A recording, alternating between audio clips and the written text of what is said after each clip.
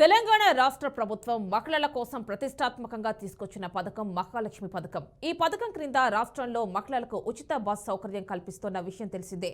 ఈ స్కీమ్కు ఇప్పటికే మహిళల నుంచి అనూహ్య స్పందన వస్తోంది.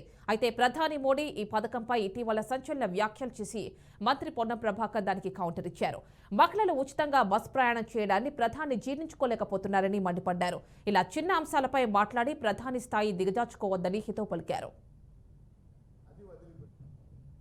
మహిళలు ఉచితంగా బస్సులో ప్రయాణం చేయడాన్ని ప్రధానమంత్రి గారి స్థాయిలో జీర్ణించుకోలేకపోతా ఉన్నాడు. తప్పేంది, కొన్ని రాష్ట్రాలు అక్కడ నుండి మహిళల మీద వారికి ఒక ఆర్థికంగా ఉపయోగపడాలనేటువంటి ఆలోచనతో ఉచిత బస్సు సౌకర్యం కలిగించింది. వాస్తవంగా దీనికి మెట్రోకు సంబంధం లేదు. మెట్రో ప్రయాణికుల సెక్టర్ మెట్రో ప్రయాణికులదే. ఇవాళ కూడా మెట్రో పరంగా ఇంటర్వ్యూ చేస్తే ఇంకా బోగిలు పెంచమని అడుగుతూ ఉన్నారు. అది వదిలిపెట్టి ప్రధానమంత్రి గారు రాజకీయపరమైనటువంటి లబ్ధికి సంబంధించిన విషయంలో ఆలోచన చేస్తూ ఉన్నారా?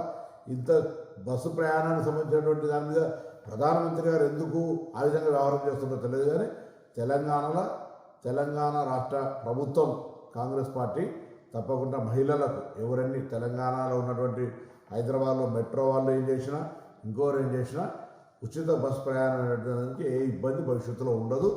దీనికి ఇంకా కొన్ని రూట్లు పెంచి, కొన్ని బస్సులు పెంచి, కొంత ఇంకా సౌకర్యంగా చేయడానికి మా ప్రయత్నం కొనసాగుతుంది. ఆ విషయాన్ని గమనించాలి. ప్రధానమంత్రి గారు మీరు మహిళల మీద ఆడిపోసుకోవడం బంద్ చేసుకోండి.